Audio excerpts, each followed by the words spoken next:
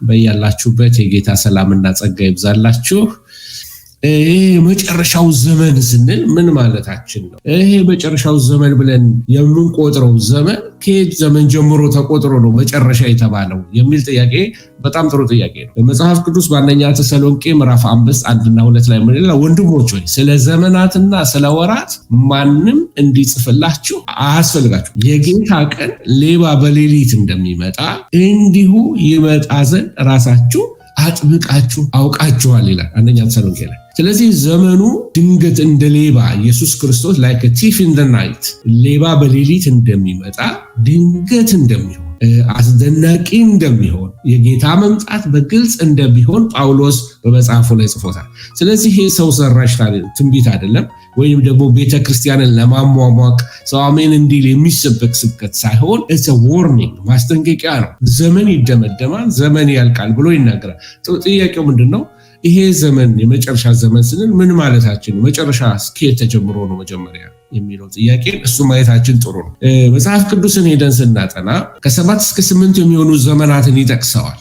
የመጀመሪያው የንጽህና ዘመን ይባላል። የንጽህና ዘመን ከዘፍጥረት ምዕራፍ 1-3 ያለውን ዘመን ላይ ሄዳችሁ ስትመለከቱ ኤጅ ኦፍ ኢኖሰንስ ነው። ምንም ኃጢአት አልነበረም፣ በደል አልነበረም፣ ንጹህ ዘመን ነው። የንጽህና ዘመን ይባላል። ከዛ ሄዳችሁ ደግሞ ከምዕራፍ 4 ዘፍጥረት እስከ ምዕራፍ 6 ሄዳችሁ ስትመለከቱ የህሊና ዘመን ይባላል። ኤጅ ኦፍ ኮንሽስነስ ሰዎች በህሊናቸው የሚመሩበት ዘመን ማለት ነው። ከዛ ደግሞ ከምዕራፍ 7 እስከ 11 ሄዳችሁ ስትመለከቱ የሰው ግዛት ዘመን ይባላል። ይሄ የኖህ ዘመንን ተመልከታችሁ ስትመለከቱ እስከ ባቢሎን ድረስ ያለው ነገር የሰው ግዛት ዘመን ይባላል። ሰው የሚያስተዳድርበት ዘመን ነው።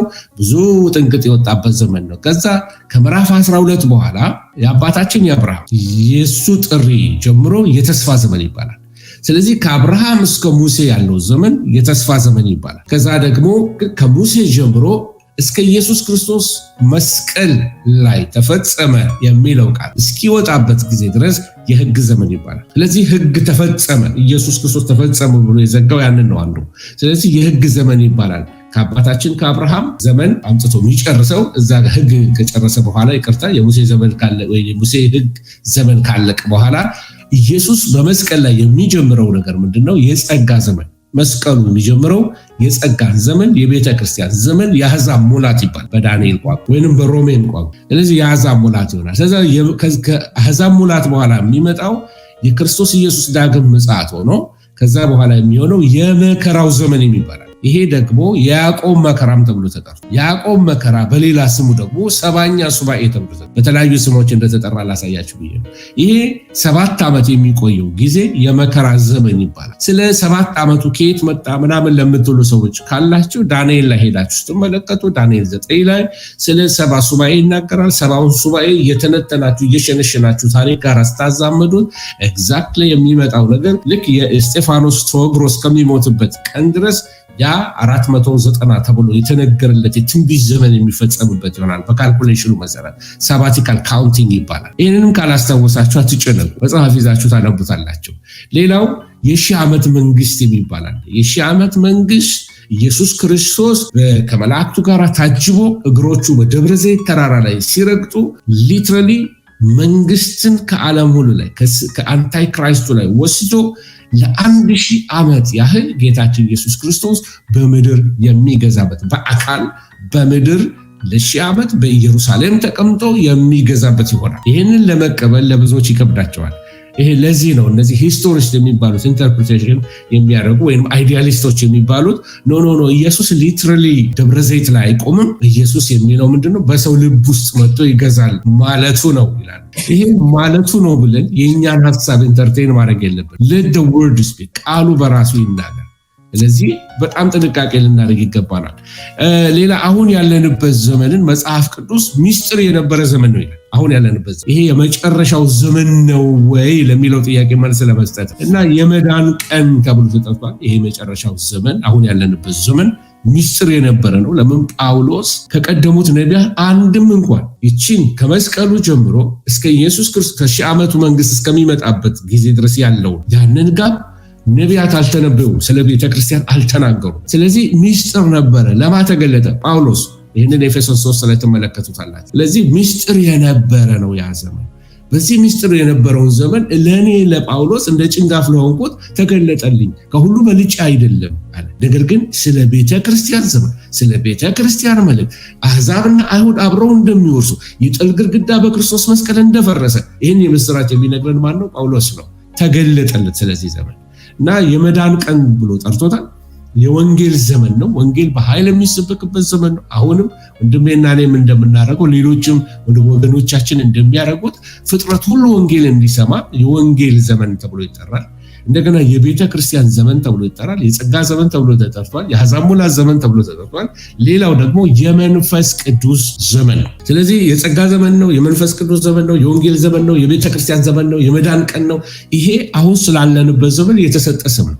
ሌላው ስም አብሮ ለዚህ ዘመን የተሰጠው ምንድነው?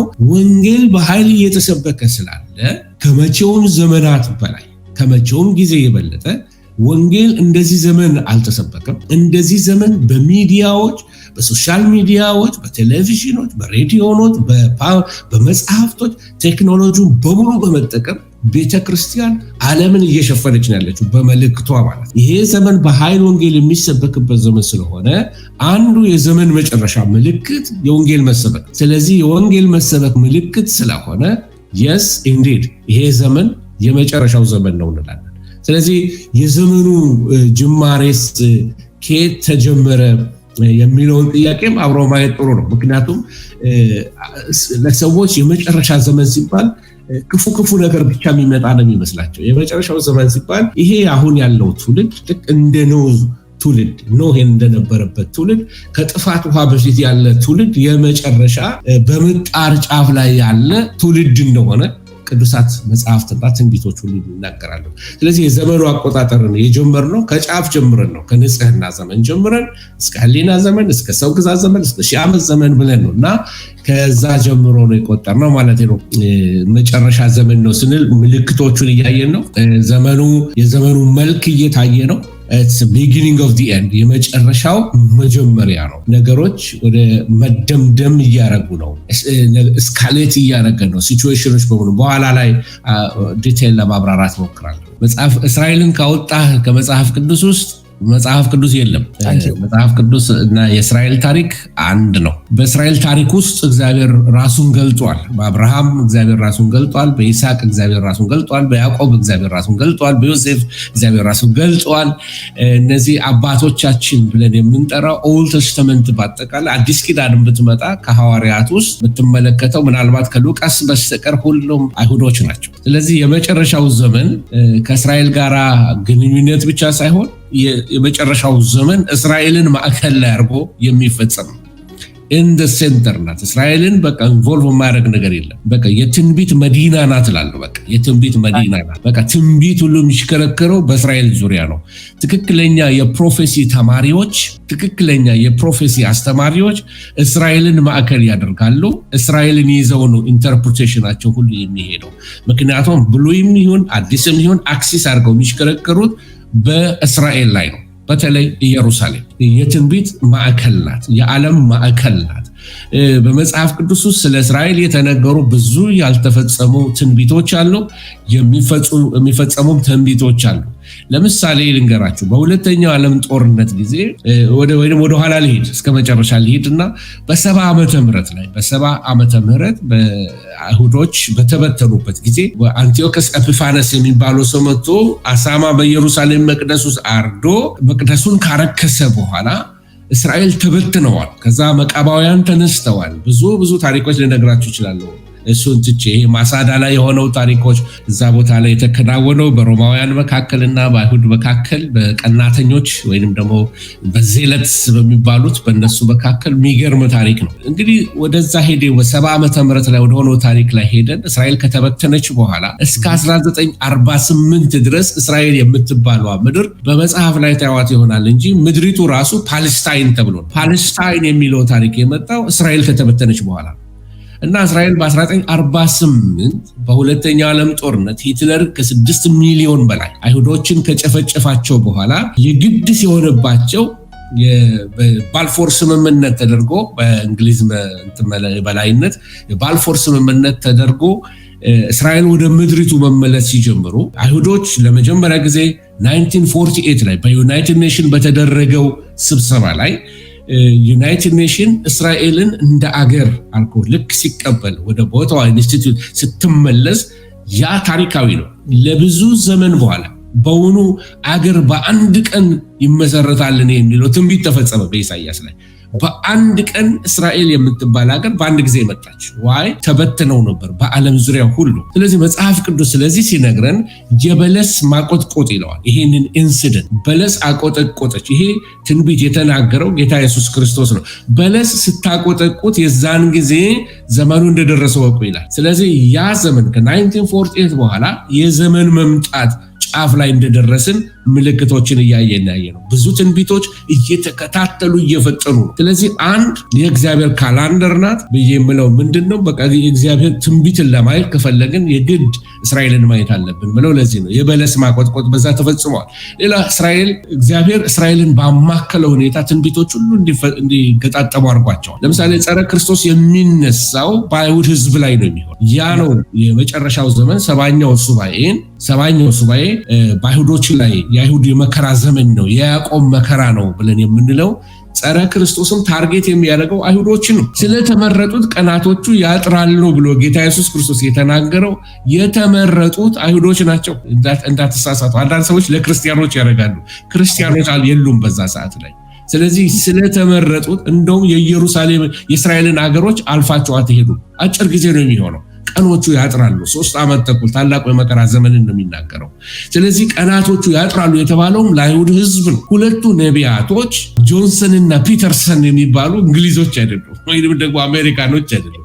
These are Jewish people. አይሁዶች ናቸው ሁለቱ ነቢያቶች። አንዳንዶች ኢየሩሳሌም ይሄዱና ኢየሩሳሌም መኖር ይጀምሩና መሳያ ኮምፕሌክስ የሚሉት ነገር አላቸው። ያ ስለ አእምሮ በሽታ ይሄዱና እኔ ነኝ ከሁለቱ ነቢያቶች አንዱ ነኝ ይላቸዋል እዛ። እና ኢየሩሳሌም አንዱ እስራኤል ሴኩሪቲዎች አንዱ ከሚቸገሩበት ነገር ምንድነው? ክርስቲያን ከልቶች አሉ። እነዚህ ክርስቲያን ከልቶች አንዱ በቃ ወፈፍ ያደርገዋል። ተነስቶ እኔ ነኝ ከሁለቱ ነቢያቶች እኛ ነን ይላሉ። አንዳንዶቹ በየዘመኑ ተነስተዋል፣ ወደፊትም ይነሳሉ። ምናልባት ፓስተር የምታውቃቸውም ሊኖሩ ይችላሉ። ሁለቱ ነቢያቶች አንዱ እኛ ነን ብሎ ክሌም የሚያደርጉ ሊኖሩ ይችላሉ። ግን አይሁዶች ነው፣ እውነት ነው፣ እግዚአብሔርን አገልጋዮች። ስለዚህ የመጨረሻውን ዘመን አናውንስ የሚያደርጉ በጸረ ክርስቶስ መንግስት ላይ ጨለማ የሚያመጡ ፍርድ የሚያመጡ ቅጣት የሚያደርጉበት ሁለቱ ነቢያቶች ናቸው። ያሰቃዩታል የጸረ ክርስቶስ መንግስት። እነሱ ሲሞቱ በአደባባይ ዓለም ሁሉ እያያቸው ይላል። ዓለም ሁሉ ደስ አለው፣ ስጦታ ሁሉ ተሰጣጡ ይላል።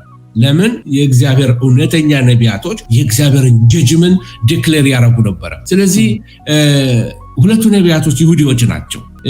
ቤተ መቅደሱ በመጨረሻው ዘመን ላይ ይሰራል። ቤተ መቅደሱ የሚሰራው ኢየሩሳሌም ላይ ነው። ትንቢቱ ቃል ይፈጸም ዘንድ እስካሁን ድረስ በቂ ቦታ አለ። የኢየሩሳሌምን መቅደሱን ለመስራት በቂ ቦታ አለ። አሁን ካለው አላክሳ ሞስክ አይደለም የምትሉት፣ ከአላስካ ሞስክ አጠገብ ያለው ቦታ ይሄ ወስተርን ዎል ያለበት ቦታ ቀጥታ ከኢየሩሳሌም ከደብረ ዘይት ተራራ ላይ ስትመለከቱ የምስራቁ በር እንደተዘጋ ነው። ስለዚህ እዛ ቦታ ላይ ለማስቀመጥ ምንም የሚቸግራቸው ነገር የለም። for that matter ጸረ ክርስቶስ በሚመጣበት ዘመን ላይ ምናልባት አግሪመንቱ ከሆነላቸው ያን ቦታ ምናልባት ለአይሁዶች ሊያስለቀቅላቸው ይችላል። ይሄን ያህል የሚቸገሩበት አይመስለኝም። ፖለቲካሊ ለአረቦቹ የሆነ መሬት ሰጥቶ ለነሱ ይሄንን መስጠት ምንም የሚቸገሩበት አይመስለኝም። በዲፕሎማሲው ሊያረጉ ይችላል አንታይ ክራይስቱ። ስለዚህ የጸረ ክርስቶስ ዙፋኑንም የሚያረገው ደግሞ የት ነው ብትሉ በመቅደሱ ውስጥ። ልክ አንቲዮከስ አፒፋነስ የሚባለው ሶሪያዊው ጀነራል እንዳደረገው ልክ እንደዛ በመቅደስ ተቀምጦ የጥፋት እርኩሰትን ያቆማል፣ ወይንም ጣዖት ያቆማል። ራሱን እኔ እግዚአብሔር ነኝ ስገዱልኝ የሚል ይመጣል። የዛን ጊዜ ጌታ ኢየሱስ ክርስቶስ ምን አለ? እኔ በአባቴ ስም መጣሁ አልተቀበላችሁ። ሌላው በራሱ ስም ይመጣል ማለት እኔ እያለ ይመጣል። ኢየሱስ ደግሞ አባቴ የአባቴ ፈቃድ እያለ ነው የመጣው፣ እሱን እናንተ ትቀበላላችሁ ይሄ እኔ ያለውን ብሎ ነገራቸው ማለት። ስለዚህ በእስራኤል ታላቅ ተሐድሶ ይመጣል፣ ታላቅ መከራ ግን ቀድሞ ይመጣል። ይሄ የያዕቆብ የመከራ ዘመን ተብሎ ይጠራል፣ የመከራ ዘመን። ስለዚህ እስራኤልን ያላማከለ ትንቢት የለም። ገና የሚፈጸሙ ትንቢቶች በጣም ብዙ አሉ። ስለ አርማጌዶን ሰው ስንቱን ነግሬያቸው ልጨርስ። አርማጌዶን የሚሆነው በእስራኤል ነው አይደለም? ከመጊዶ ተራራ ጋር መጊዶ ሜዳው ላይ ፕሌን ነው። አሁን ስዕሉን ወደፊቱ ፓስተር ቢያሳያችሁ የሚገርም ቦታ ነው። እስካሁን ተነጥፎ የተቀመጠ ነው የሚመስል እና የሚገርም አይነት ስትራቴጂካሊ ለመጨረሻው ዘመን እስራኤልን በዛ ቦታ ላይ ተቀምጣለች። ስለዚህ የዓለም ፖለቲካ ሁሉ ሴንተር እስራኤል ትሆናለች። ኢየሱስ የሚገዛው በኢየሩሳሌም ነው። ሺህ ዓመት መንግስቱን የሚያስተዳድረው በኢየሩሳሌም ነው። ክብር ለእግዚአብሔር ይሁን እና ከጻድቃን ጋር ዲሰንድ አድርጎ ከሰማያት ሁሉ ሲወርድ የሚመጣው በደብረ ዘይት ተራራ ላይ ነው እግሮቹ የሚቆሙት። ደብረ ዘይት ተራራ ያለው አዲስ አበባ ጫፍ ላይ ያለው አይደለም። ደብረ ዘይት የሚለው ማውንት ኦሊቭስ ያለው ኢየሩሳሌም ፊት ለፊት ከቤተ መቅደሱ በመካከል ያለው የሄኖም ሸለቆ አለ። ከሱ ዳገቱ ላይ ነው ያለው። ስለዚህ ጌታችን ኢየሱስ ክርስቶስ ትንቢቶች ሁሉ ሰርክል የሚያደርጉት በኢየሩሳሌም በእስራኤል እንደሆነ ይህን ይነግሩናል። ስለዚህ እስራኤልን ሳናው ስለ እስራኤል ቦታ ሳንሰጥ መጽሐፍ ቅዱሳችንን እንደሚገባ ልናቀው አንችልም። ሌላው ደግሞ ወደ አብርሃም ኪዳን ልውሰድ። ብዙ ባበሾች ዘንድ ትንሽ ሪዘርቬሽን አይቻለሁ ሳስተምር። አንዳንዶች ተቃውሞ ይጽፉልኛል። አይሁዶችን የሚጠሉ ሰዎች አሉ። በጣም ይገርመኛል። እንዴት አድርጋችሁ ነው እኔን ወዳችሁኝ ወንድሜን የምትጠሉት? እንዴት ነው? እስቲ ንገሩኝ።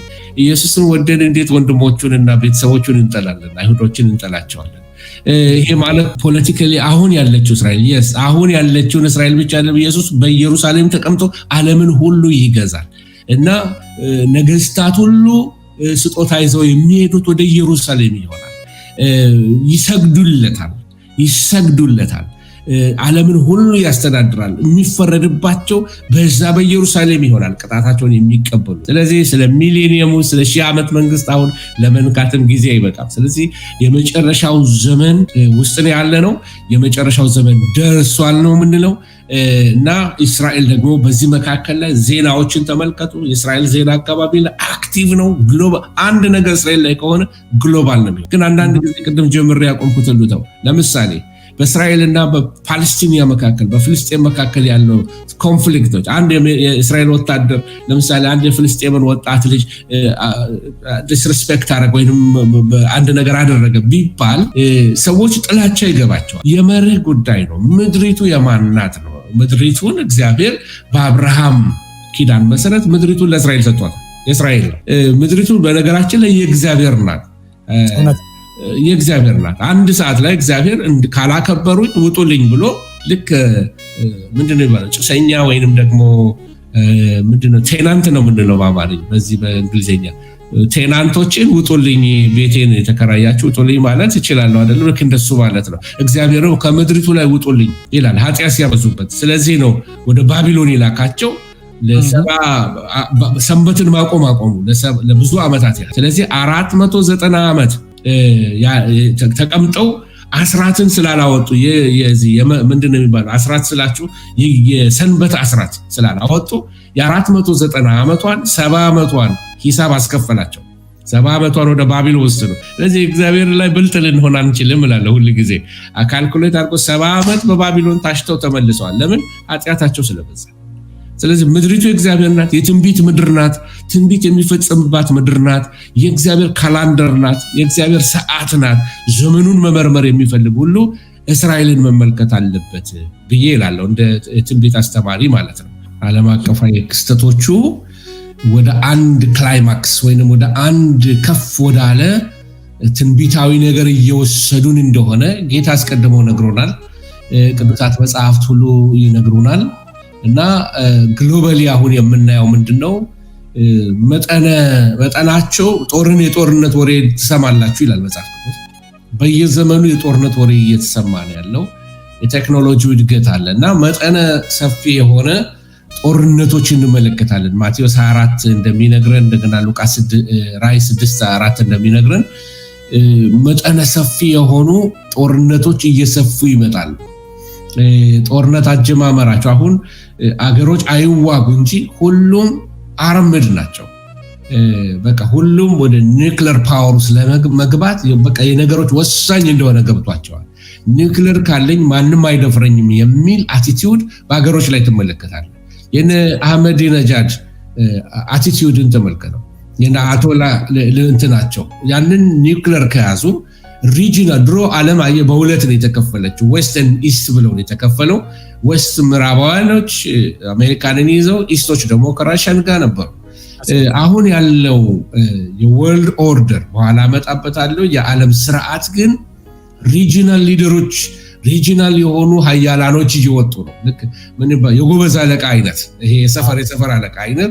ለምሳሌ መካከለኛን ምስራቅ በተመለከተ ኢራን የበላይ ለመሆን፣ ቻይና ደግሞ ሩቅ ምስራቅን ዶሚኔት የማድረግ፣ አሜሪካኖች ምዕራባውያኖችን ዶሚኔት የማድረግ፣ እንደዚህ ራሽያኖች በራሳቸው በአፍሪካ አንጻር እንኳን አሉን ዶሚኔት ለማድረግ የሚፈልገው ማለት ነው። እንዲህ አይነት ዶሚኔቲንግ ፓወርስ በየቦታው ብቅ እያሉ ነው። ይሄ ምን ያደርጋል ማለት ነው? መጠነ እንደተለያየ መጠን ጦርነቶች ሊነሱ ይችላሉ። መልኩ ደግሞ ይለያል። የጦር ወሬ ትሰማለህ። የጦር ወሬ እየሰማን ኤቭሪ ዴይ እየሰማን ነው። እና ግን ጦርነቶች እንደ ድሮ አይደሉም። እስካሌት ወዲያው ነው የሚያደርጉት። በአንድ ሀገር ውስጥ አሁን ጦርነት ቢጀመር ሳይታወቅ ከጫፍ እስከ ጫፍ የሚነካኩ ሀገሮች አሉ። እንትን ሆነዋል፣ ተያይዘዋል፣ በቢዝነስ ተያይዘዋል፣ በተለያየ ውሎችና ስምምነቶች ተያይዘዋል።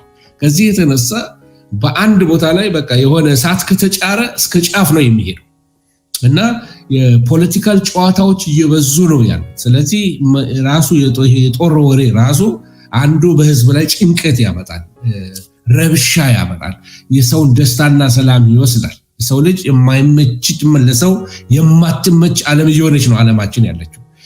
ሌላው ረሃብን ነው ጌታ ኢየሱስ ምልክት የሰጠው። ግን ከሁሉ ቀድሞ በጣም የሚገርም ነገር ዛሬ ጠዋት ስመለከተው የነበረው ነው። ከሁሉ ቀድሞ የሚመጣው ምልክት መንፈሳዊ ምልክት ነው። መንፈሳዊ ምልክት እሱ ምንድነው? ሐሰተኛ ነቢያትና ሐሰተኛ ክርስቶሶች ሲጀምር። ስለዚህ የሐሰተኛ ነቢያቶች መንጋጋት፣ የሐሰተኛ ክርስቶሶች መንጋጋት ምን ሊያመጣ ነው? ከዛ አሁን የምነግርህ መጠነ ሰፊ ጦርነት ያልኩ ረሃብን፣ ቸነፈርን የሚለውን እያስከተሉ ይመጣሉ። ስለዚህ ክራይሲሶች ሲጀምሩ መንፈሳዊ ነው መጀመሪያ የሚሆነው።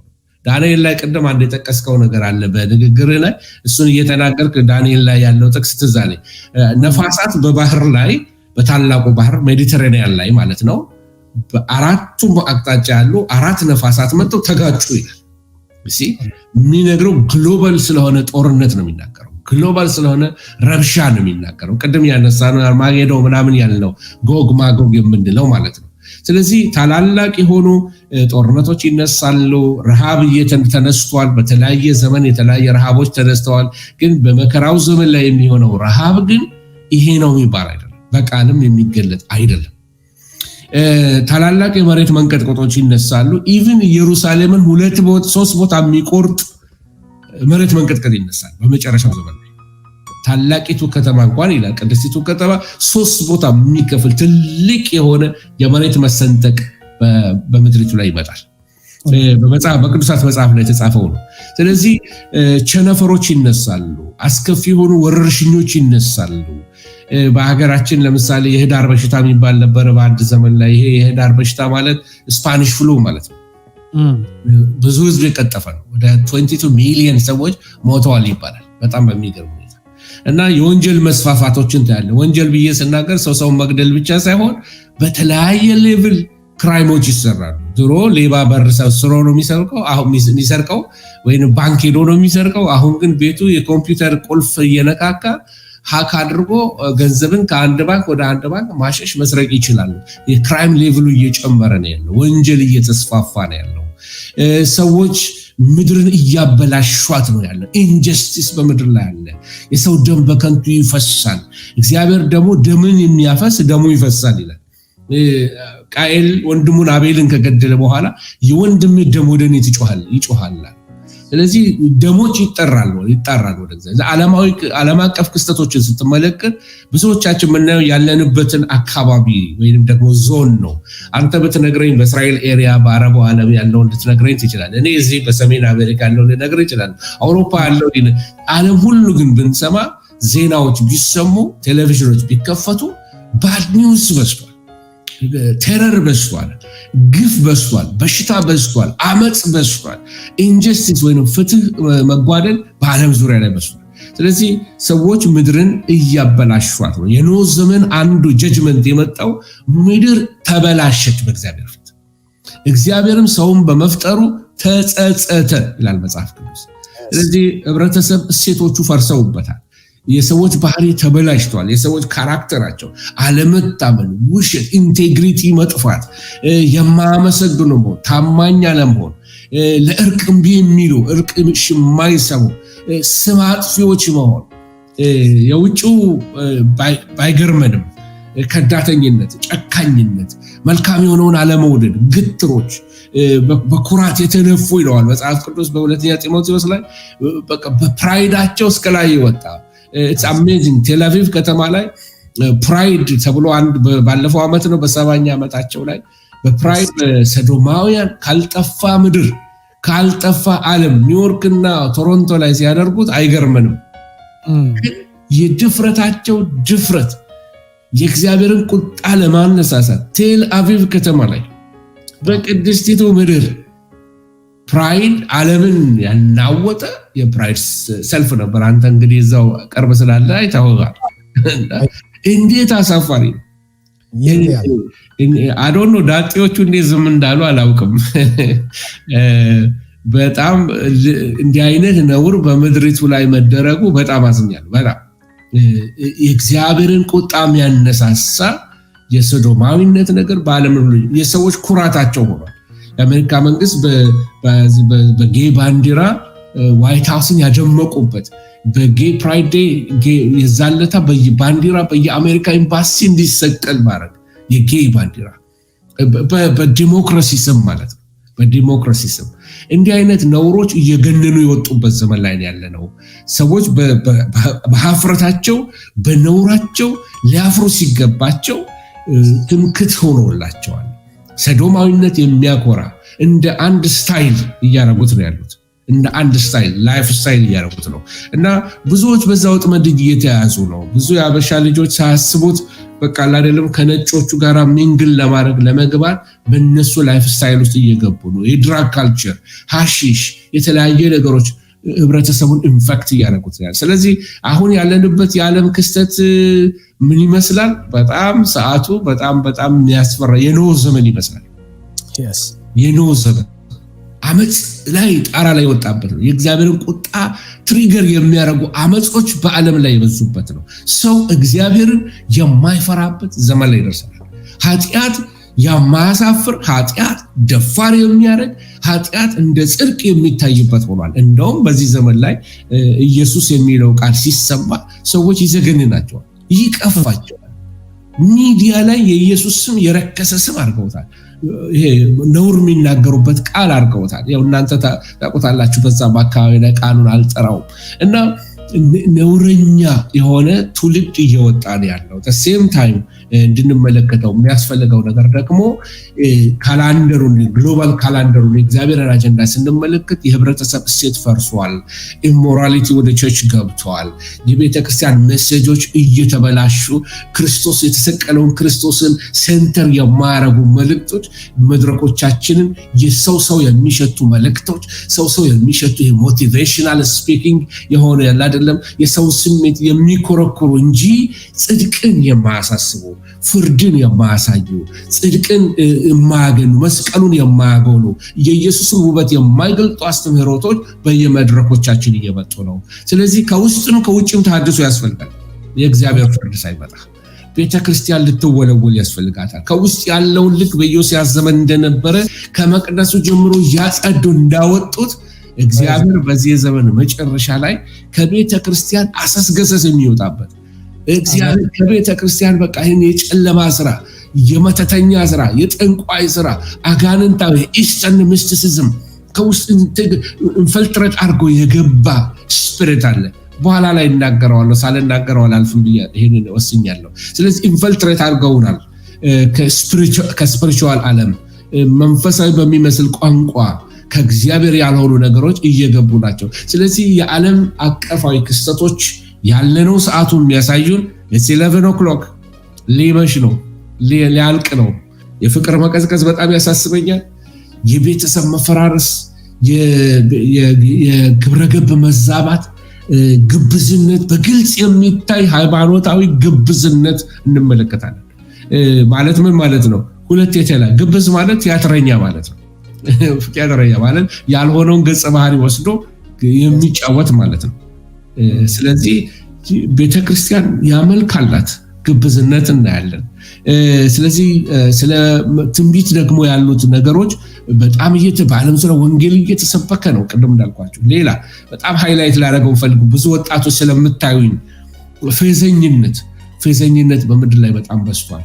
ኮሜዲያንስ ማቴዎስ 24:14 ላይ የሚናገረው ቃል አለ።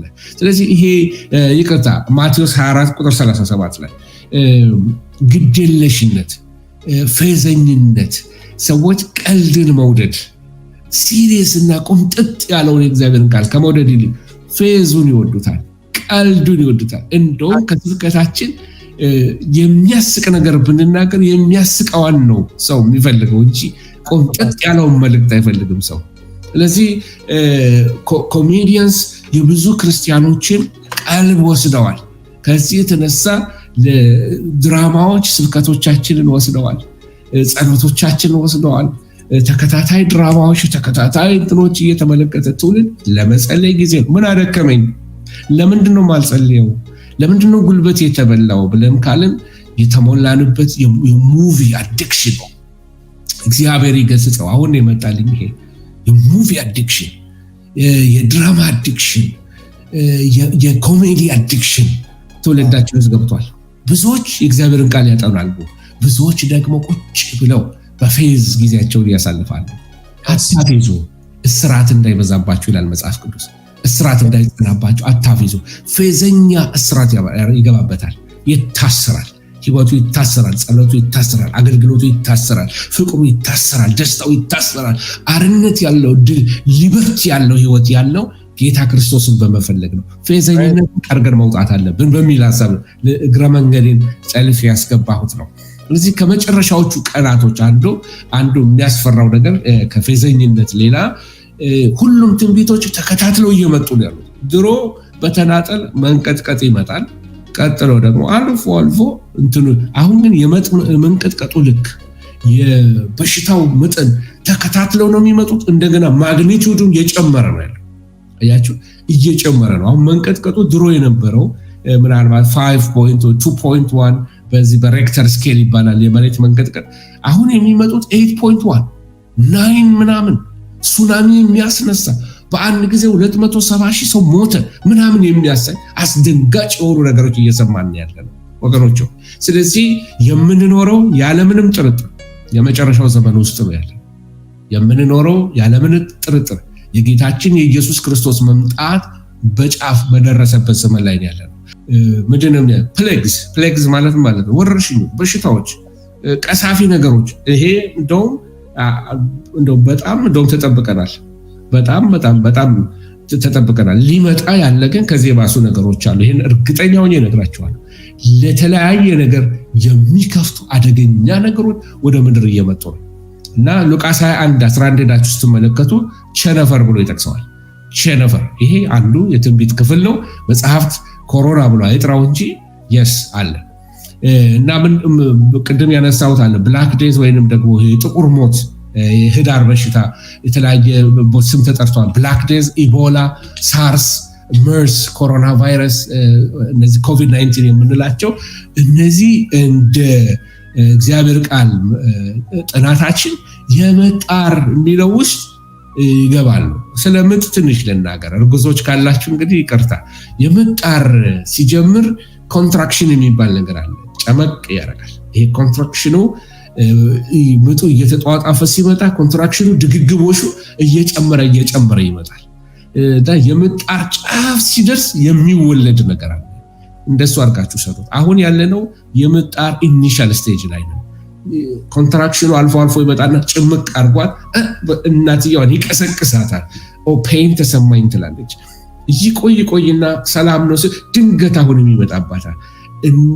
ለካ ምጥ ላይ ገብታለች። ከዛ እየተከታተለ ሲመጣ እየተጧጧፈ ይመጣል። ወገቤን ትላለች። ያሁላችን ያገባንና ልጆች የወለድን ይገባናል። ስለዚህ ወገቤን ማለት ይጀምራል። የምጣ ጫፉ ሲደርስ ግን ምንድነው የሚሆነው? በቃ ዶክተሮቹ ሊዘጋጃሉ። የሚወለድ ነገር አለ እተስታል እና አሁን ያለንበት ዘመን ምን ላይ ነው?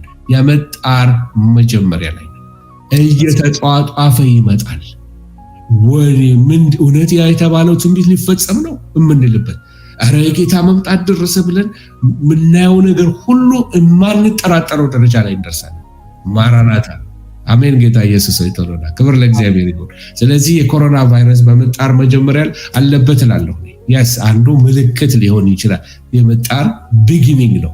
ገና ሲጧጧፍ ደግሞ የከፋም ነገር ልንሰማ እንችላለን ብዬ አስባለሁ። በዚህ በቃ በዛ ኤሪያ ላይ በጣም የተራገበ ስለሆነ 666 የሙዚቃ ባንዶች 666 የሮክ ሙዚቃዎች ላይ ትመለከታለህ። ኢቭን ሳሙና ላይ ሳይቀር 66 ታያለህ። እና የሰውን አቴንሽንም ለመያዝ ኮንሱመርስን አትራክት ለማድረግም ይጠቀሙበታል። አሁን እናንተ ሀገር ያለው ይሄ ቫቭ የሚለው 666 የተጻፈበት እዚህ ሀገር አንድ እንደ ኤነርጂ ድሪንክ የሚባል አለ ዛለ ያለ እና ያቁታል አንደ ሬድ ቡል አይነት ነው። ላይ የተጻፈው ምንድነው? አንሊሽ ዘ ቢስት ኢን ዩ ይላል። በውስጣችሁ ያለውን አውሬ ልቀቁት ይላል። እና በጣም በሚገርም ሁኔታ ፕሮፌሲ መጽሐፍን ያነበቡ ነው የሚመስሉት። እና ግን ሰዎች እንደዚህ አይነት አቲቲዩድ ያላቸው እንደ ቀልድ አድርገው ስለሚወስዱት ይገዙታል። አቴንሽን ለመያዝ የሚጠቀሙበት ነው። እና 66 የሚለው ቁጥር አሁን ለምሳሌ ራሱ ኮሮናን ሰሞኑን ካየሁት ነገር አንዱ ምንድነው? ኮሮና የሚለውን ቃል ኮሮና 6 አልፋቤት ነው ያለው CORONA የሚለውን እሱ 6 ነው ይላሉ። ከዛ እያንዳንዱ ፊደላት ደመሩና 66 ደረሱ። ስለዚህ 6 ከዛ ደግሞ 66 ሲደመር አንድ ላይ 6666 ነው ብለው አስቀመጡና ኮሮና ማለት 66 ነው። ምስኪን ይሄ ዝም ብሎ ተላላፊ ትንቢት ተማሪዎች አሉ። ይሄ ዝም ብሎ መንገድ ላይ የተጻፈውን ሁሉ ከእግዚአብሔር የሚመስለው ሰው ኮሮናም 66 ነው የሚለውን ዕውቀት ከዛ ነው የሚወስዱት። ግን መጽሐፍ ቅዱስ ራዕይ 13 ላይ ከ15 እስከ 18 ያለውን ቃል ሄዳችሁ ስትመለከቱ እንደዚህ ይላል እግዚአብሔር ቃል። እዚህ ጋር ሳየው ምን ይላል? የአውሬው ምስል ሊናገር እንኳን ለአውሬው ምስል የማይሰግዱትን ሁሉ ሊያስገድላቸው ለአውሬው ምስል ትንፋሽ እንዲሰጠው ተሰጠው። ታናናሾች ታላላቆችም፣ ባለጠጋዎችም፣ ድሆችም፣ ጌታዎችም፣ ባሪያዎችም ሁሉ በቀኝ እጃቸው ወይም በግንባራቸው ምልክት እንዲቀበሉ አውሬውም የስም ወይንም ደግሞ የስሙ ቁጥር ያለው ምልክት የሌለበት ማንም ሊገዛ ወይንም ሊሸጥ እንዳይችል ይደረጋል ይላል። ጥበብ በዚህ አለ። አእምሮ ያለው የአውሬውን ቁጥር ይቁጠረው፣ ቁጥሩ የሰው ቁጥር ነውና ቁጥሩም 666 ነው ይላል ራዕይ 13 ከ15 ከ18 እና እዛ ላይ ብቻ አይደለም የሚጻፈው። ራዕይ 14 ላይ ከቁጥር 9 እስከ 10 ሄዳችሁ ይሄን ስትመለከቱት ሶስተኛ መልአክ ተከተላቸው ይላል። በታላቅ ድምፅ እንዲህ አለ፣ ለአውሬውና ለምስሉ የሚሰግድ በግንባሩም ወይም በእጁ ምልክቱም የሚቀበል ማንም ቢኖር እርሱ ደግሞ በቁጣው ጽዋ ሳይቀላቀል ከተዘጋጀው ከእግዚአብሔር ቁጣ ወይን ጠጅ ይጠጣል። በቅዱሳት መላእክትና በበጉ ፊት በእሳትና በዲን ይሰቃያል። ምንድነው የሚያሳየው? 666 የሚለውን ቁጥር የወሰደ ወይንም ደግሞ የስሙ ቁጥር ያለበት ወይንም ስሙ በላዩ ላይ ማህተሙ ያለበት ሰው እሱ ምን ይሆናል? ጀጅመንት አለበት። ኤተርኒቲ ዳም ይሆናል ወይንም ይረገማል። ለዘላለም በእግዚአብሔር እሳት ይጣላል። ጀጅመንት አለበት ብሎ መጽሐፍ ቅዱስ ይነግረናል። ስለ አውሬው ቁጥር ይናገራል። አሁን ስለ አውሬው ስንናገር ጸረ ክርስቶስን ነው የሚናገር። አሁን ጸረ ክርስቶስን ሳናነሳ ስለ 666 መነጋገር አንችልም። ግን በዘመናችን ቅድም እንዳልኩት በሴራ አስተሳሰብ ለምሳሌ አንዳንዶች የሮማው ሊቃነ ጳጳስ እሳቸው ናቸው 666 ብለው ይላሉ። ሌሎች ደግሞ ኖ ኔሮ ቄሳር ስሙ ሲደመር እያንዳንዱ ተደምሮ 666 ይሆናል። ይሄንን የሚሉት በተለይ እነዚህ ፕሪተሪስት አስተማሪዎች ቄሳር ነው እሱ ነው 666 ብለው ነው የሚያስተምራቸው። በቅርብ አንድ በቫቲካን በተሰራ ዶክመንተሪ ላይ አንድ የታወቀ ወፍራም ድምጽ ያለው ፊልም አክተር ይመስለኛል ዶክመንተሪ ሰርቷል። በዶክመንተሪው ላይ 666 አግኝቼዋለሁ አለ። ቫቲካን ላይብራሪ ዳውስቴርስ አለ። ቫቲካን ላይብራሪ ሄዶ አንዲት ስኮላርን ሴት ያናግራታል። የስሙ ድምር ይሄ ነው ተመልከት፣ ኔሮ ሲዘር የሚለው ሲደመር 666 ነው የሚለው በቃ አገኘናሉ። በቃ አለቀ። ስለዚህ ሌላ 666 አይመጣም ነው። ሂትለርን ደምረው 666 ነው ያሉ አሉ። ሄንሪ ኪሲንጀር የሚባለውን የአሜሪካውን ሰው፣ ሚካኤል ጎርባቾቭን የተባለውን ሰው እነዚህ ሁሉ በየዘመናቸው አንታይ ክራይስቶች ናቸው ተብለዋል። ናፖሊዮን ዓለም ላይ ተነስቶ ገኖ ስለነበረ ልክ እንደ ሂትለር እሱንም አንታይ ክራይስት እሱ ነው ያሉ ሰዎች እና የገመቱ ሰዎች አሉ። በተለይ አንዳንድ የፕሮፌሲ አስተማሪዎች ትልቅ የተባሉ አንቱ የሚባሉ የፕሮፌሲ አስተማሪዎች ስሙን ልጠራው አልፈልግም፣ በእንግሊዝኛ ከጻፉት ጽሁፎቻቸው ውስጥ ራሻ አንታይ ክራይስት እንደምትሆን ራሻው መሪ እንደሚሆን ይናገሩ ነበር። የአሜሪካን ፕሬዚደንቶች ኤፍዲአር፣ ጄኤፍኬ፣ እነዚህ ጆን ኤፍ ኬኔዲ የሚባሉት እነ ኒክሰን፣ ሮናልድ ሬገን እሳቸው አልቀረላቸው፣ ቢል ክሊንተን፣ ባራክ ኦባማ፣ ኢቨን አሁን ሪሰንትሊ ደግሞ የተሰናበቱት ደግሞ ዶናልድ ትራምፕ እሳቸው እንኳን ሳይቀር ምን ተብለዋል? ጸረ ክርስቶሶች ናቸው፣ 666 እነሱ ናቸው እየተባለ የሚያወጡ ሰዎች አሉ። ይሄ ቅድም እንዳልነው የሴራ አስተሳሰብ ነው። ቢብሊካል ኤቪደንሶች አሉ። ሳዳም ሁሴን ነው ብሎ አንድ ሰሞን በጣም ያስጨነቁን ሰባኪ ነበሩ። ሳዳም ሁሴን ሞተዋል። የሳዳም ልጆች ኡዴ ሁሴን እና ማን ሁሴን የሚባሉ 2 ልጆች ነበሩት። እነሱ ናቸው አሉ። እነሱም አይደሉም። አህመዲነጃድ ነው ተብሎ ደግሞ አንድ ሰሞን እስራኤልን እንደ ቱመር ናት አጠፋታለሁ ብሎ ስለተናገረ አህመዲነጃድ ነው እሱ ነው ጸረ ክርስቶስ አለው። እሱም አይደለም፣ ወረደ። እሱ አያቶላ ናቸው ተባለ። አቅም የላቸው እሳቸው። አሁን ከውጭ ሲታዩ እንደው ጀግና ይመስላሉ በፉከራ እንጂ አቅም የላቸው። ያንን ያህል ሊድ አድርጎ ዓለምን አስተባብሮ ጸረ ክርስቶስ ሆኖ የዓለምን ኢኮኖሚ ተቆጣጥሮ የማረግ አቅሙ የላቸው። ሃይማኖቱ አያስችላቸው። የሶሪያው መሪ ነው ብለዋል። የተለያየ አይነት ሰጀሽኖች ሰዎች ያመጣሉ።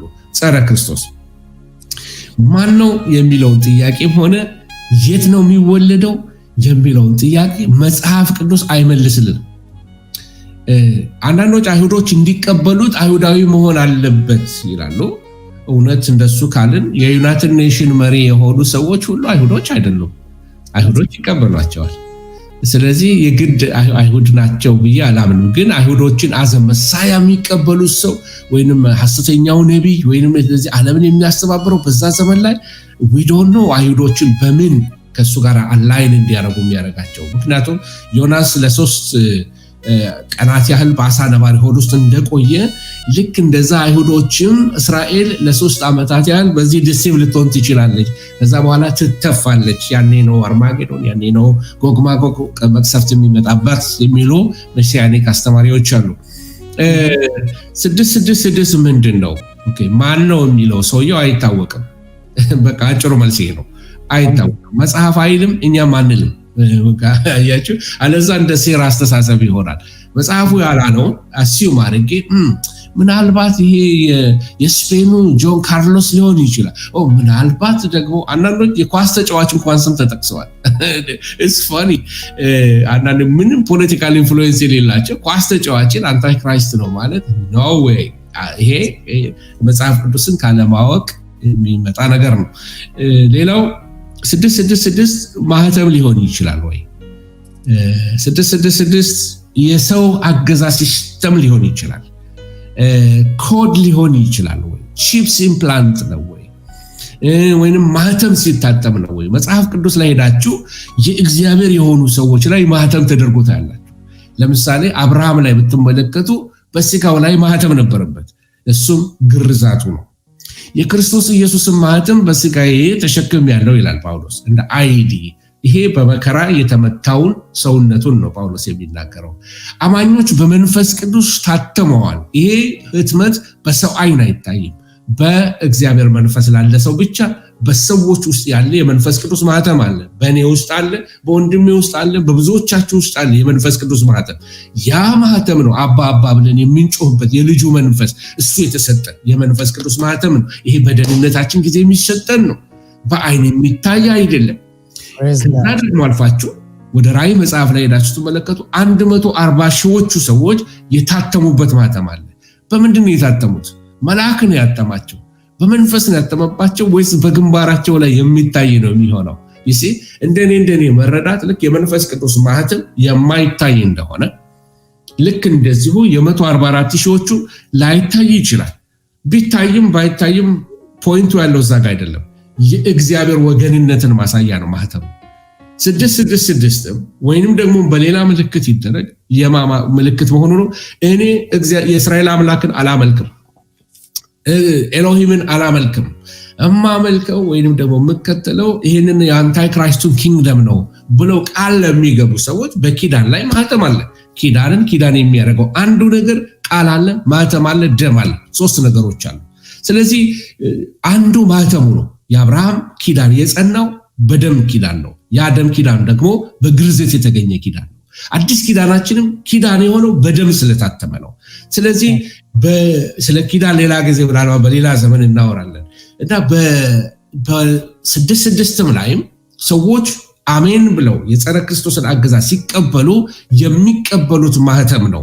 እሱን ኪዳን ከሰይጣን ጋር ተገባብተዋል። አውቶማቲካሊ ያቀደም ያልኳቸው የሲኦል ፍርድ የገሃነም ፍርድ የሚገባቸው ይሆናሉ።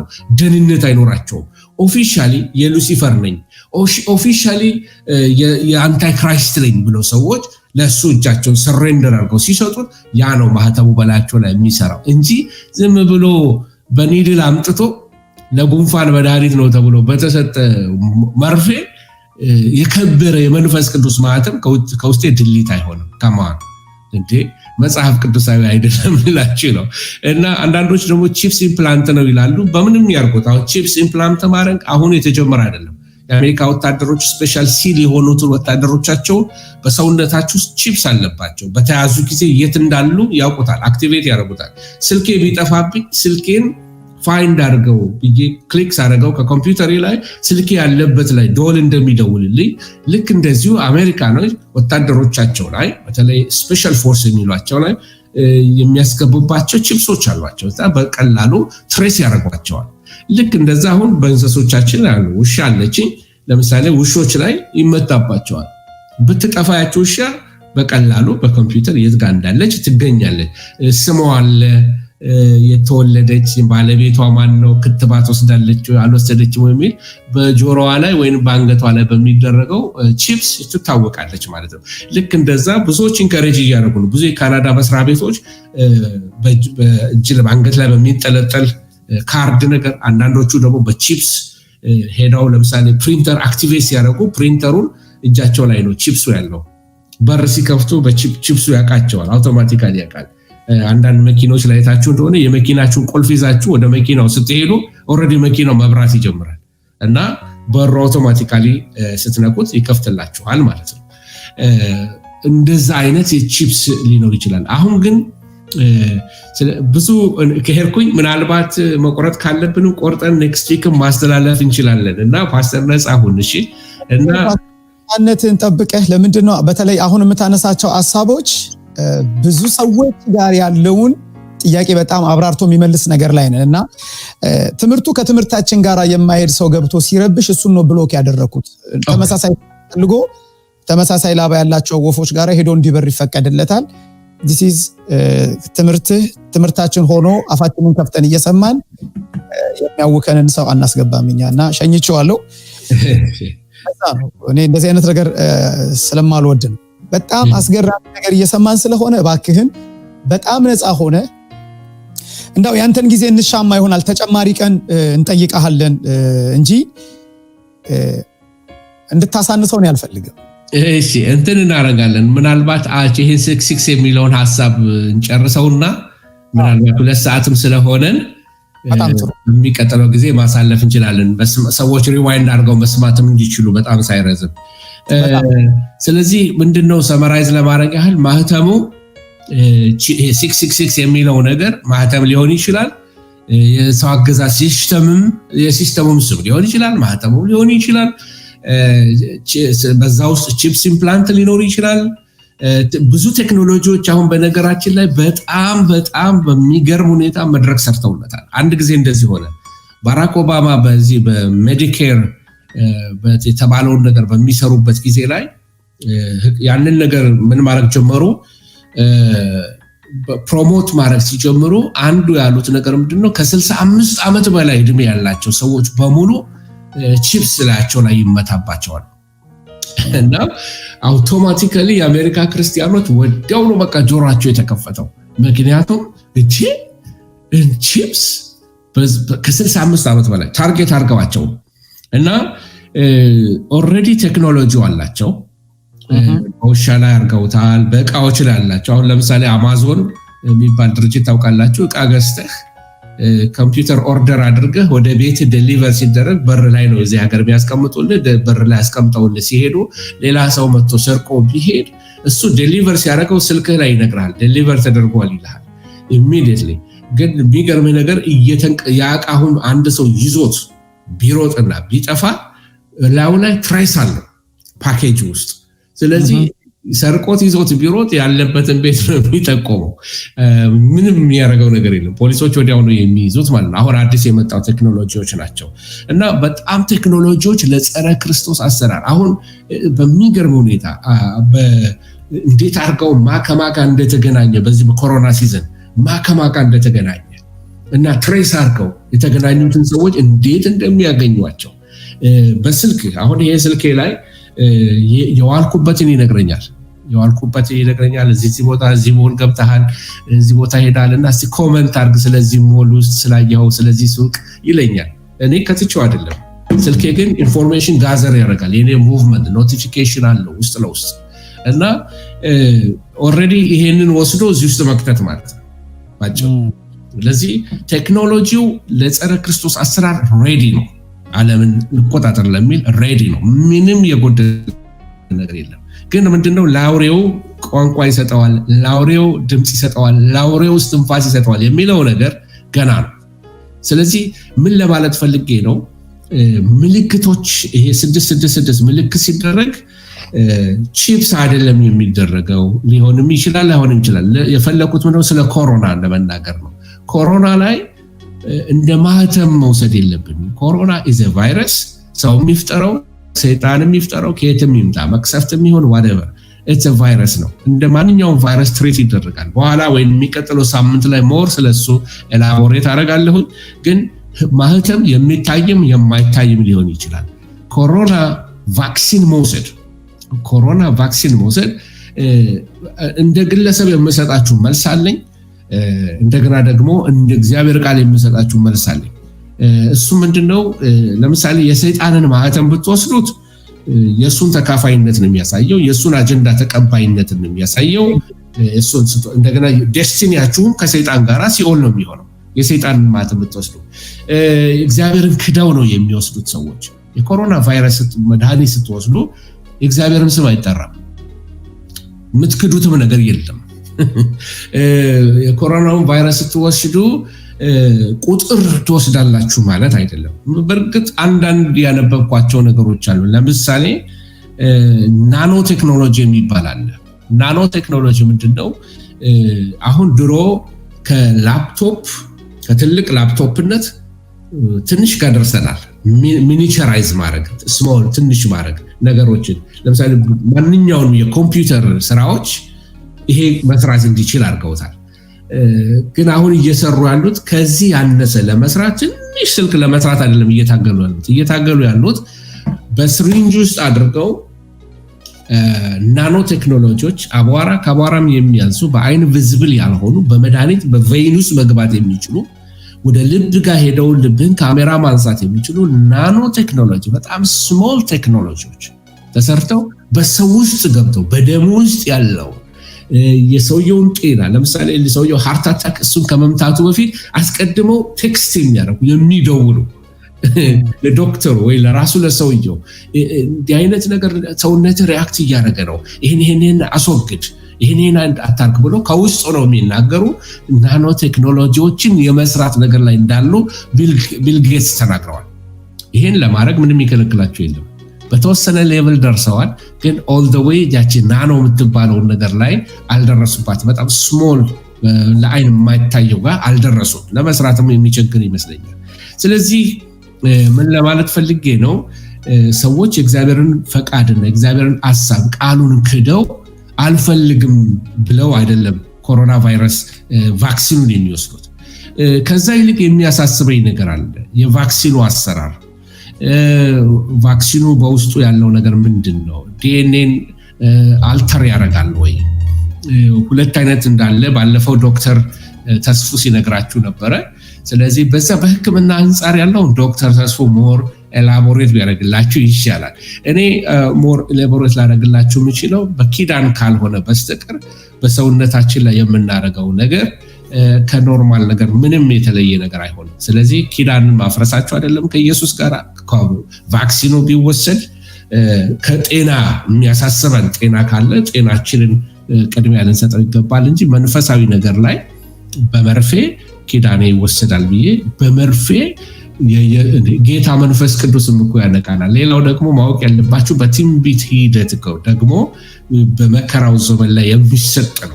በመከራው ዘመን ላይ የሚሰጥ እንጂ በመጣር መጀመሪያ ላይ የሚሰጥ አይደለም። 666 ስለዚህ ጸረ ክርስቶስ ገና ተነስቶ በዓለም ዙሪያ ባልወጣበት ሰዓት ላይ የጸረ ክርስቶስ ምልክት ነው ብሎ ወዲያ ወዲህ ማለት ትክክል አይመስለኝም። ስለዚህ አንዳንዶች አሸባሪ የሆነ መልእክቶችን ያስተላልፋሉ። ኮሮና 666 ነው ምናምን የጸረ ክርስቶስ ምልክት ነው፣ ኮቪድ-19 መውሰድ ቫክሲኑን መውሰድ የሚሉ አሉ። መጽሐፍ ቅዱስ ማስረጃ የላቸው። ሁለተኛ ነገር ደግሞ ከጤና ጋር በተያያዘ ነገር ላይ በደንብ ስለ 666 ልናውቅ ያስፈልገናል። ስለ አንታይ ክራይስቱ ምንነት በምን ጊዜ ላይ ነው ጸረ ክርስቶስ የሚመጣው?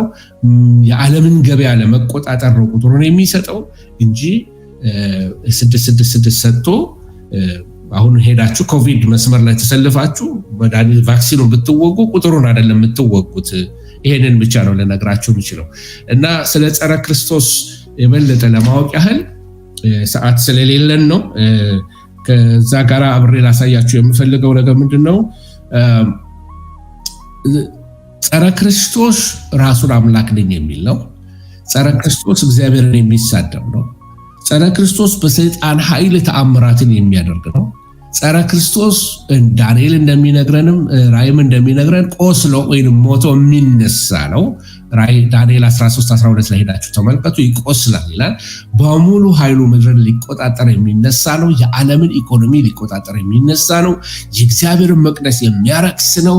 እስራኤልን ሊያፈርስ የሚማማል የሚነሳ ነው።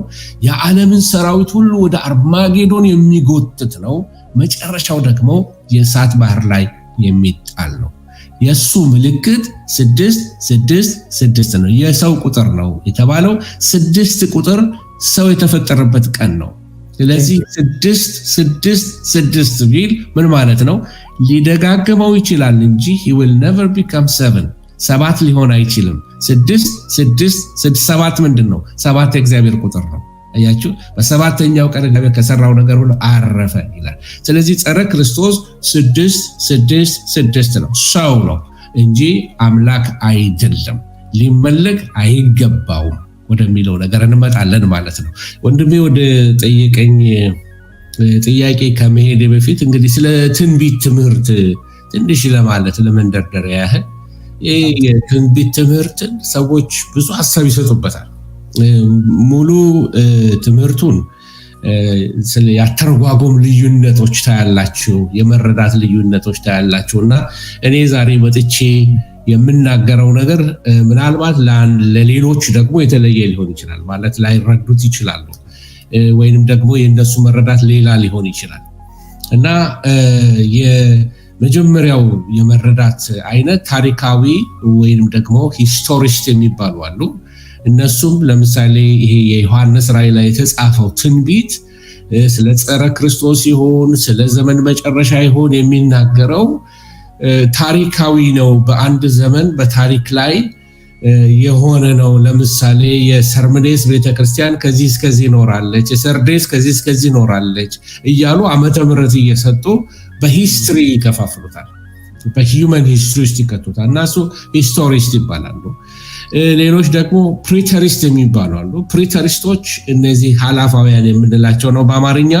ሐላፋውያን ትንቢት ሁሉ ተፈጽሟል። በ70 ዓመተ ምህረት አንቲዮከስ ኤጲፋነስ የሚባለው ሶሪያዊ ንጉስ መጥቶ በኢየሩሳሌም ላይ አሳባ ከሰዋ በኋላ ትንቢት ሁሉ ተፈጽሟል። የተቀደሰው ቦታ ረክሷል። ጸረ ክርስቶስ ማለት እሱ ነው። 666 የሚለው ሁሉ ነገር ተፈጽሟል። የሚለው ስለ ኔሮ ነው በኋላ መጣበታለሁ የሚሉት ብዙ ነገሮች አላቸው። እነዚህ ሐላፋውያን ናቸው። ስለዚህ የዮሐንስ ራእይ ለዚህ ዘመን ምንም አይጠቅመንም የሚል አቋምና እንድምታ ነው ያላቸው ሐላፋውያን ወይም ፕሪቸሪስት። አሁን በኢትዮጵያውያን ሰባኪዎች መካከል እየፈሉ ያሉት ሐላፋውያን ናቸው። ትንቢት ተፈጽሟል የሚሉ ኢየሱስ አይመጣም የሚሉ አስተምህሮት ያላቸው ሐላፋውያን ይባላሉ። በጣም ብዙ ሰንክና ብዙ ስህተትና ያለበት ትምህርት ነው። ሌሎቹ ደግሞ አሳባውያን ወይም አይዲያሊስት የሚባሉ እነሱ ደግሞ ለምሳሌ ኢየሱስ በተራራ ላይ ቆሞ አስተማረ የሚለውን ይወስዱና ኢየሱስ ሊትራሊ በተራራ ላይ አይደለም የቆመው በሰው ልብ ላይ ነው ይሏቸዋል። ይሄ እንትን ነው አይዲያሊስት ኢንተርፕሪቴሽን ያላቸው። ለምሳሌ በክፉና በደግ መካከል ያለ ጦርነት ነው እንጂ ጸረ ክርስቶስ የሚባል ነገር የለም። በጎ ክፉና ጉድ ኤንድ ኢቪል ሁሉ ጊዜ ተጻራረው በተቃርኖ ስለሚኖሩ እሱን ማለት ነው እንጂ ሊትራሊ የዮሐንስ ራእይ እንደዚህ አውሬው ይመጣል ዘንዶ ይመጣ ምናምን የሚለውን አትቀበሉ የሚል ሐሳባውያኖች አሉ፣ አይዲያሊስቶች ይባላሉ። ሌሎች ደግሞ እንደኔ አይነቶቹ እና እንደ ሌሎችም ብዙ ኢቫንጀሊካልስ እንደ ወንድሜም እንደ ፓስተር ጸባዖትም አይነቶች ፊውቸሪስቶች እንባላለን። ይፈጸማል፣ ኢየሱስ ይመጣል ብለን እናምናለን። ትንቢቶች ሁሉ ተራ በተራ ኦርደራቸውን ጠብቀው ይመጣሉ ብለን እናምናለን። ስለዚህ 4 ስኩል ኦፍ ቶትስ ወይንም ደግሞ 4 የአተረጓጎም አይነቶች ወይንም የመረዳት አይነቶች አሉ። እንዳልኳቸው ሂስቶሪስት፣ ፕሪቸሪስት፣ አይዲያሊስት ኤንድ ፊውቸሪስት ወይም በአማርኛ ደግሞ ታሪካውያን፣ ሐላፋውያን፣ አሳባውያን፣ ትንቢታውያን ይባላል። እንግዲህ ለመያዝ ከቸገራችሁ ዶንት ወሪ፣ ሰዎች ከየት እንደሚማሩ ማወቅ አለባቸው ስለመጨረሻው ዘመን። እንዳልከው አሁን ሰዎች ይጨነቃሉ። አሁን ለምሳሌ ፌስቡክ ላይ ሁሉም ኤክስፐርት የሆነበት ዘመን ነው። ሁሉ ኦፒኒየን አለው። በተለይ አንዱ የአሜሪካንን ክርስትና በጣም እያፈራረሰው ካለው ነገር አንዱ ይሄ ኮንስፓይረሲ ቲዮሪ የሚባል ነገር አለ። ኮንስፓይረሲ ቲዮሪ ማለት ምንድነው? የሆነ ሚስጥራዊ ነገር ከኋላ የሆነ ነው። ሚስጥራዊ ድርጅት አለ፣ ሚስጥራዊ እንደዚህ አሰራር አለ፣ እንደዚህ ብሎ ከእግዚአብሔር ቃል ውጪ የሆነ ማብራሪያ የሚሰጡ ሰዎች አሉ። ነገሮችን ያገናኙታል ከተለያየ ቦታ። ኢቭን አንዳንዱ ክርስትናም አይደለም ክርስቲያኖችም አይደለም፣ ግን ብዙ ክርስቲያኖች ይሄ ከእግዚአብሔር ቃል ውጪ የሆነ አስተምህሮቶችን ልክ እንደ ክርስትና አድርገው እየተቀበሉ ነው ያሉት። እና ከየት ነው ሶርሱ የሚመጣው? ይሄ አስተምህሮት ቢብሊካል ነው ወይ ብሎ የቤሪያ ሰዎች ታስታውስ እንደሆነ ጳውሎስ ወንጌል ሰብኮላቸው ሲሄድ ምንድን ነው ያደረጉት? በእውነት እንዲህ ነውን ብለው መጽሐፍትን ይመረምሩ ነበር ይላል። አንዱ ከትውልዳችን ከተዘረፈብን ነገር አንዱ ምንድነው? መጽሐፍት ተወሰዱብን። የእግዚአብሔር ቃል ፓሽን፣ ለቃሉ ያለን ፓሽን ስለተወሰደ ሰዎች በቀላሉ ምን ይሆናሉ? በስማ በለው ነው የሚያውቁት። ስለ ትንቢት በስማ በለው ነው። አሁን በስርዓቱ ትንቢትን እናስተምራለን ብትልና ክላስ ቸርች ውስጥ ብትጀምር ከሚመጣው ተማሪ ይልቅ ሌላ ነገር አለ ብትል የሚመጣው ይወዳል። ምክንያቱም ስለ ትንቢት ትምህርት እያንዳንዱ አማኝ በተለይ በነገራችን ላይ ብዙ ቦታ ተናግሬዋለሁ። የተሰሎንቄ አማኞች ገና በጌታ 3 ወራቸው ነው ጳውሎስ ስለ መምጣት ስለ ምጽአት ሲነግራቸው። ለ3 ወር ክርስቲያን ስለ ጌታ መምጣት ከመንገሩ የተነሳ መልእክቱን አሁን የቀደሙት አማኞች እንዴት ነው ሪአክት ያደረጉት የሚለውን ለመመለስ ነው ወደነሱ ሄድኩት። እነሱ ይህንን ሲሰሙ ያደረጉት ምንድነው? ብዙዎቹ አንዳንዶቹ ደንግጠዋል። ጊዜው አልቋል። ከዚህ የተነሳ አንዳንዶች እንደውም ተሰሎንቄ ላይ እንደምታየው ስራቸውን ሁሉ ተወ። ለዚህ ነው ጳውሎስ ሊሰራ የማይሆን ላይብላላቸው እና አሁን ጌታ ሊመጣ ነው ነገ ቢባል ዶክተር ቢሊ ግርሃም ምን አሉ? ነገ ጌታ እንደሚመጣ ወይም ሰርተን ታይም ጌታ ይመጣል በዚህ ጊዜ የሚለውን ነገር ቢሰሙ ምን ያደርጋሉ አሏቸው። እና ዶክተር ቢሊ ግርሃም ምን አሉ? ዛሬ ማረገውን አረጋለሁ። I will do the same thing I do today አሉ። እና ምን ማለታቸው ነው? አትክልት ላይ እያጨዱ ከሆነ እዛ አትክልት እያጨዱ ጠብቀዋል። there is nothing I can do ማለት በኃጢአት ላለ ይመለሳል፣ በጽድቅ መንገድ ላይ ላለ በዛው ጽድቅ ላይ ምን አረጋለሁ ማለት ነው፣ እኖራለሁ ማለት ነው። እና ዶክተር ቢሊ ግርሃም ያሉትን ነው። አሁን ምንድነው የቀደሙት አማኞች አንዱ ነገራቸው ምንድነው? ለየት ያለ ነገር። ማርቲን ሉተር ምን አለ? ኢየሱስ ትላንት እንደሞተ ነገ ተመልሶ እንደሚመጣ አድርጋችሁ ሁሉ ጊዜ ተዘጋጅታችሁ ኑሩ ይላል። ትላንት እንደሞተ አስብ፣ ሁሉ ጊዜ ፍሬሽ ይሁን ውስጥህ ማለት ነው። at the same time ደግሞ ምን ይሁን? ተመልሶ እንደሚመጣ ነገ ይመጣል ያላችሁ አስቡ። እንደገና ደግሞ ለዛ ጊዜ ምን በሉ? ተዘጋጅታችሁ ኑሩ። እና ሁሉ ጊዜ ሬዲነስ የቀደሙት አማኞች አንዱ ያላቸው ኳሊቲ የእግዚአብሔርን ቃል ሲሪየስሊ ይወስዱታል። የእግዚአብሔር ቃል እንትናቸው አይደለም፣ ይሄ መዝናኛቸው አይደለም። ቆይ እስቲ ከላይ ደግሞ ሊሰብክ ነው፣ እስቲ ምን እንደሚል እንስማ። እንዲህ አይነት ሰው ደግሞ ተነስቷል፣ እስቲ ደግሞ የማማረጥ የብፌ ነገር አይደለም። በቃ ከሰባኪ አይደለም የሰዎችን አድማየር ለማድረግ የሰዎችን ዝና ለማውጣት የሚደረግ ነገር ሳይሆን የእግዚአብሔርን ቃል ሲሪየስሊ ይወስዳል። ቃል ለነሱ ማለት በጣም የከበረ ነገር ነው። ከዚህ የተነሳ ጳውሎስ ሰብኮላቸው ሲሄድ ይሄ ነገር እውነት ነው ብለው ቃሉን ይመረምሩ ነበር ይለናል መጽሐፍ ቅዱስ። እና ይሄ ሬዲነስ ነበራቸው። የቀደሙ አባቶች በጣም ሬዲነስ ፕሪፔርድ ናቸው። ለመከራ ተዘጋጅተዋል፣ ለችግር ተዘጋጅተዋል፣ ለተቃውሞ ተዘጋጅተዋል፣ ስለ ክርስቶስ ለመሞት ተዘጋጅተዋል። ብዙ ሰዎች የሚመስላቸው ስለ ማርተርደም ወይንም ደግሞ ስለ ሰማዕት ስለመሆን ሲሰሙ ሐዋርያቶች በቃ እያለቀሱ ለአንበሳ የተሰጡ ይመስላቸዋል። እየፈሩ እየተንቀጠቀጡ የሞቱ ይመስላቸዋል። ነው እንደሱ ይጸልዩ ነበር። ለመሞት ሰማዕት ለክርስቶስ ሆነው ለመሞት ይጸልዩ ነበር። በፍርሃትና በመንቀጥቀጥ አይደለም ወደ ሞታቸው ይሄዱ።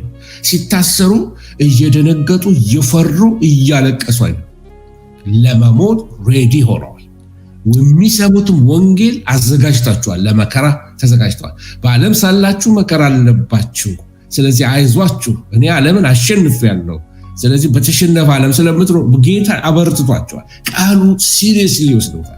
እያለቀሱ አይደለም አንበሳ አፍ ውስጥ የገቡት፣ እየፈሩ አይደለም። ለምን? they are already prepared የሆነ ህይወት አላቸው፣ ለችግር ሬዲ ናቸው፣ ስለ ክርስቶስ እስከ ሞት የተዘጋጁ ናቸው።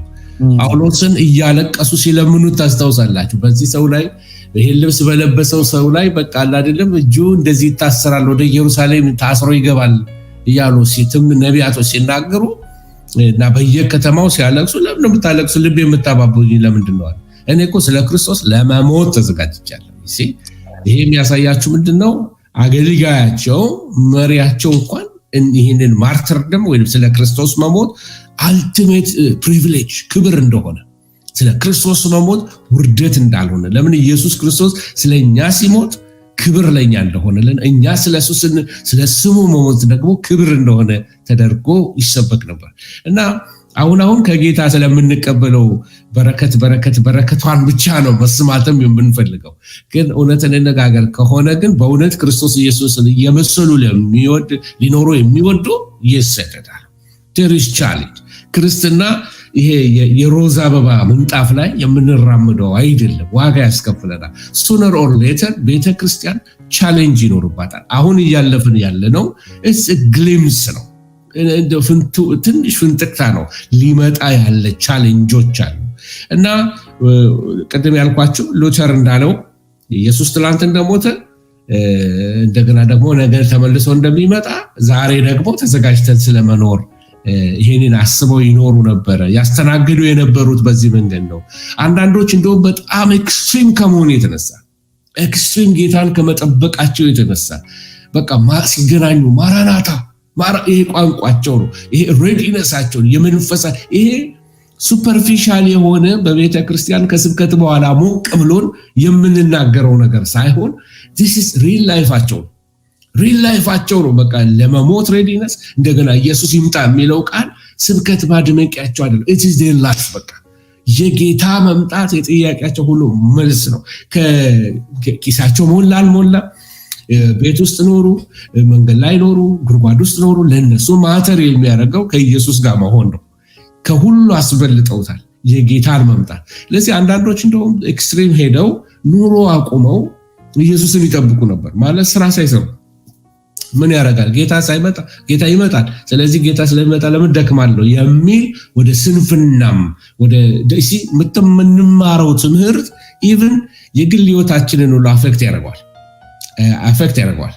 ብዙዎች ምን የመሰለ ስራቸው ምን የመሰለ የመንግስት ስራ ይሁን የግል ቢዝነሳቸው በትነው ሮንግ በሆነ ሜሴጆች አሜሪካን ሀገር በዲቪ ተሰቅለው ሄደው በሚያሳዝን ሁኔታ እዚህ መጥተው ደግሞ ዲፓርትመንት ስቶር ውስጥ እንኳን ምንድነው የሚባለው ለትንንሽ ስራዎች ለመስራት ሁሉ እድል ያላገኙ ትልቅ ሰዎች ሮንግ የሆነ ቲቺንጎች ሰምተው ሮንግ የሆኑ ፕሮፌሲዎች ሰምተው ህይወታቸውን የተመሳቀለ ብዙ ሰዎች አሉ።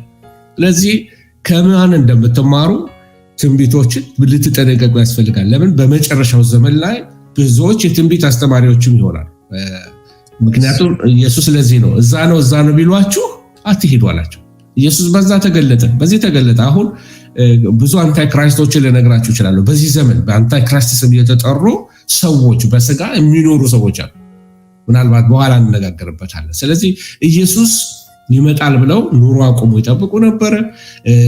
በትጋት ሊሰሩ ሲገባቸው ያልተፈጸሙ ትንቢቶችን እየጠበቁ የትንቢቱን መፈጸም ቁጭ ብለው ይጠብቃሉ።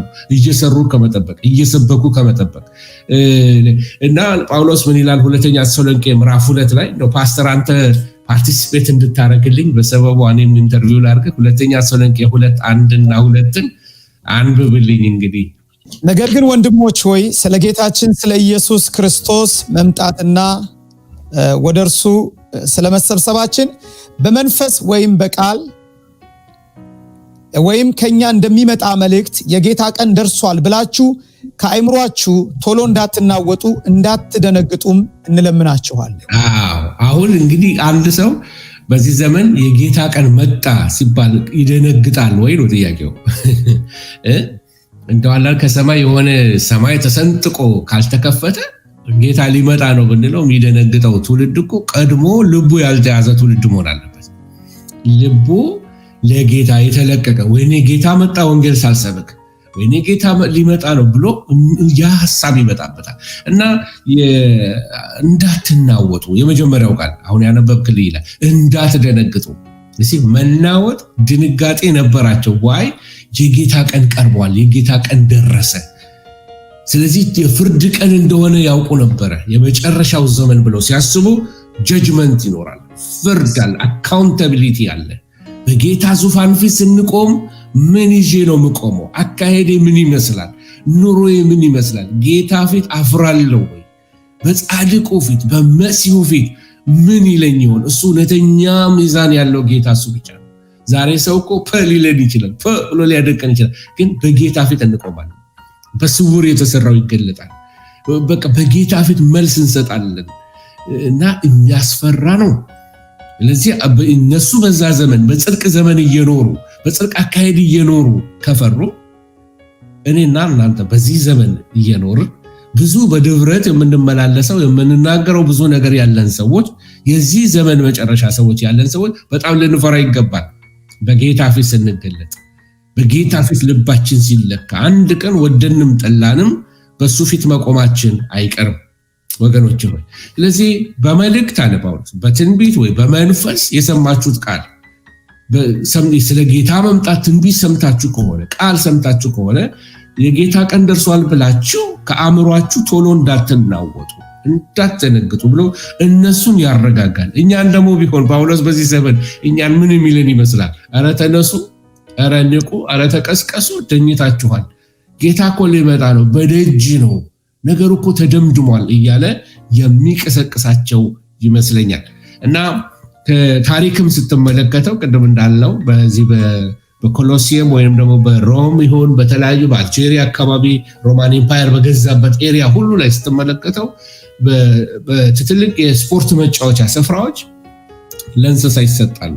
ከነዚህ ሁሌ ማነሳት አንድ ሴት አለች፣ ፐርፔቱዋ የምትባል ሴት እና ወደ ጌታ ለመሄድ ስታስብ ልጅ ወልዳለች፣ የገረገዢ ልጅ ናት። ስለዚህ እሷ ክርስቲያን በመሆኗ ተፈርዶባታል እና እስር ቤት ሆና ገና ልጅ ወልዳ መጫት ናት እና ገና ወተት ይዛለች እና ወተት እንዳታጠባ ልጇን ሌላ ክፍል ያስለቅሱታል። እሷ እዚህ በቃ በጣም ያስቃይ ሆኖባት ነበረ። ክርስቲያንነትሽን ተይ፣ ልጅሽን ማጥማት ትችያለሽ። አባቷ መጥቶ እያለቀሰ ይለምናታል። በቃ ሪናውንስ አድርጊ፣ ይሄንን ኢየሱስን መሲህ ነው አትበይ፣ አትከተይ ይችላል።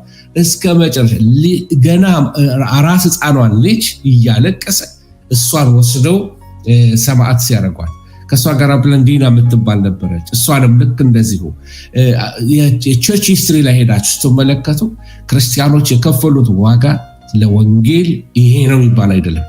እና ምንድነው እንደዚህ ድራይቭ ያደረጋቸው? የመጨረሻውን ዘመን ነገ ኢየሱስ ይመጣል፣ የጌታ መምጣት በቅርብ ነው ብለው ስለሚያስቡ ህይወታቸው ሪፋይንድ ነው፣ የተወለወለ ነው፣ የነጻ ነው። ስሜታቸውን ይቀድሳሉ፣ ልባቸውን ይቀድሳሉ፣ ንግግራቸውን ይቀድሳሉ፣ አካሄዳቸውን ይቀድሳሉ እና በቅድስና ይኖራሉ። ከዓለም በተለየ ህይወት ይኖራሉ። ስታንዳርዳቸው የተለየ ነው። ከዓለም ጋር ጠረናቸው ይለያል። ወገኖች ሆይ እግዚአብሔር ወደዛ ክብርችንን የኛን ቤተክርስቲያናችንን የዘመኗን ቤተክርስቲያን ወደዛ ክብር ያምጣት።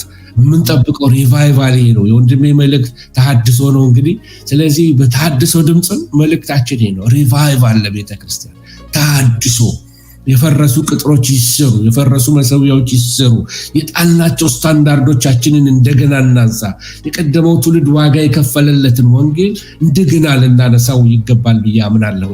this is a call፣ ጥሪ ነው ለቤተክርስቲያንና አሁንም እንግዲህ ምንድነው የመምጫውን ጊዜ ለማወቅ ይመረምራሉ።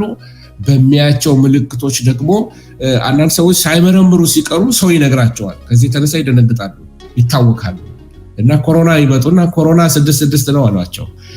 የሆነ ነገር መጣ ሲባል ደግሞ አይደለም እንትና ነው 666 ይሏቸዋል። እቺ ትንሽ ቅንጥብጣቢ ትንቢቶችን ስለሚነግሯቸው ከዛም ቆራርጠው ከኦሪጂናል ጋስፕል ጋራ ከኦሪጂናል መልእክቱ ጋራ ስላልተገናኙ በነቃ ስፒሪቹዋል ላይፍ ስለማይኖሩ በስማ በለው ስለሚኖሩ አንዳንድ ጊዜ በጣም ይቅርታ አድርግልኝ ይሄንን ስናገር ድሮ እናቴ ዳግም ሳትወለድ በፊት በስማ በለው ከሚታመንበት ወገን ነበረች። ማለት ያው በባህላዊ ክርስትና ማለት ነው። ልክ አሁንም ፕሮቴስታንት ውስጥ ኢቫንጀሊካል ውስጥ የምታየው ባህላዊ ክርስቲያን ትራዲሽናሎች just በቃ ፓስተር የሚለውን እንኳን ስብከት ይሰማሉ። በእርግጥ ይሰሙናል፣ እግዚአብሔር ይባርካቸው። ግን ቤታቸው ሄደው ግን አይመረምሩም።